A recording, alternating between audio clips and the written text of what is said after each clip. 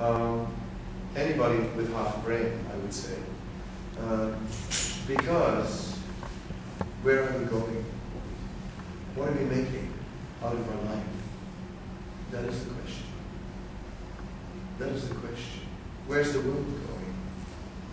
And are we any different from anybody else? And it's so difficult to be different.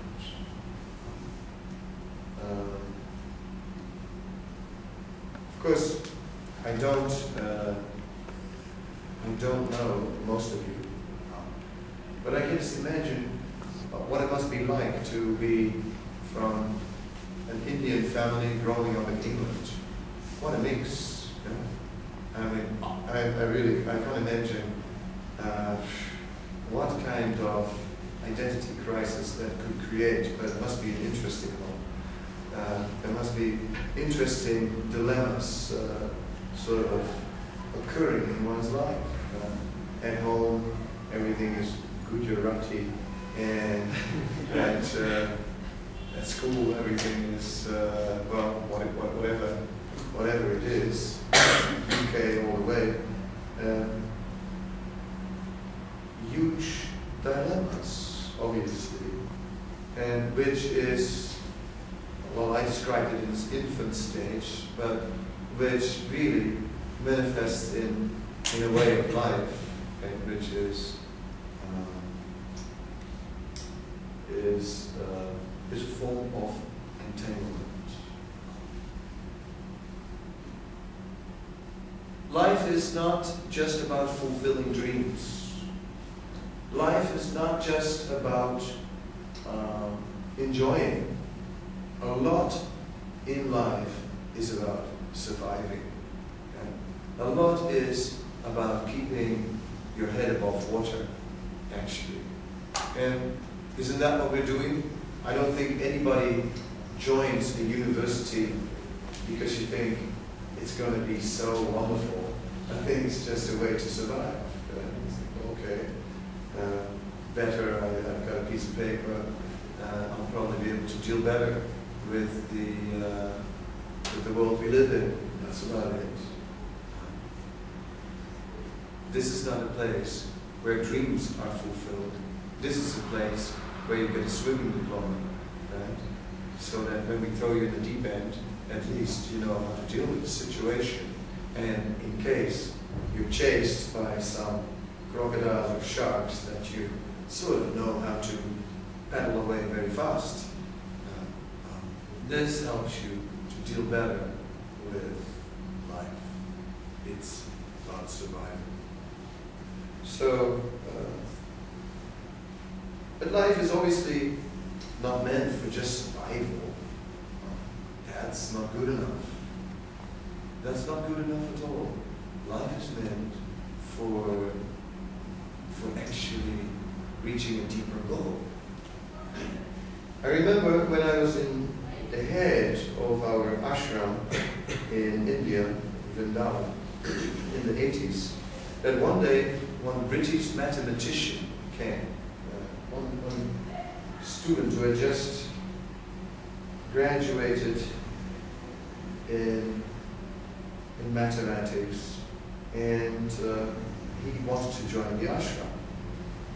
So I said, well, why do you want to join the ashram? He said, well, I calculated it, and I came, and this was the outcome.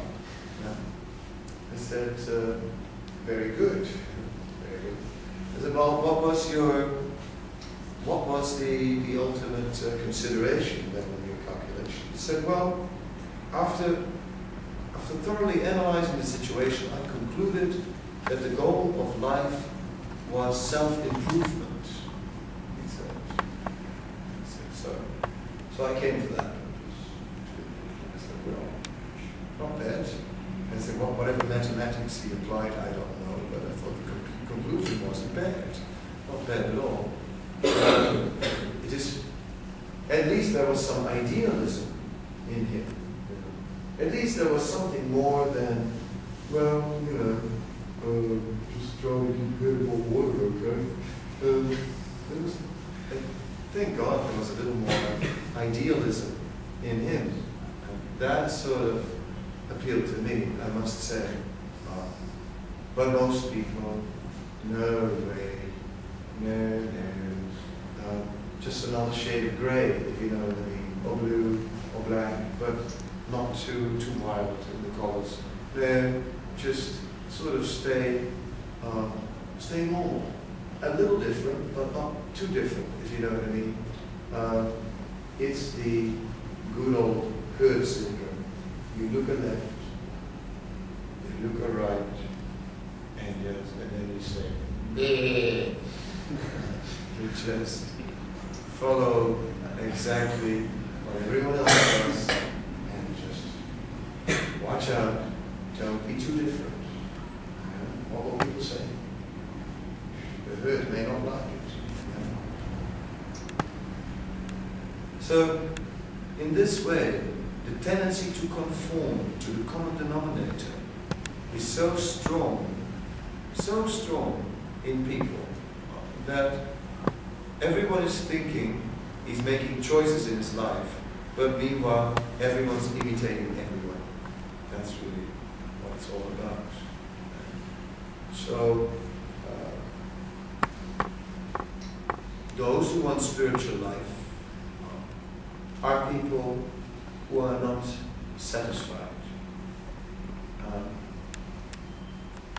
In my country, there was a book which was called The Evenings, and it was, a famous Dutch writer wrote the book, and it was about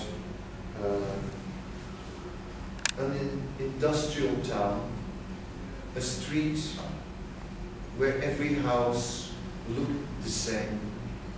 It was sort of greyish walls, people were wearing grey clothes, grey faces. The whole book, even the cover of the book was grey, and it was just a totally grey life. From the beginning to the end, everything about the book was grey. It's just a grey, drab life from Monday to Friday, then from birth to death, and gradually hair was also growing grey, and well, then everything was nicely arranged for the funeral, well in advance, so there was absolutely no reason to be in anxiety about it, because everything was already taken care of, if you know what I mean. And for many people, that is life.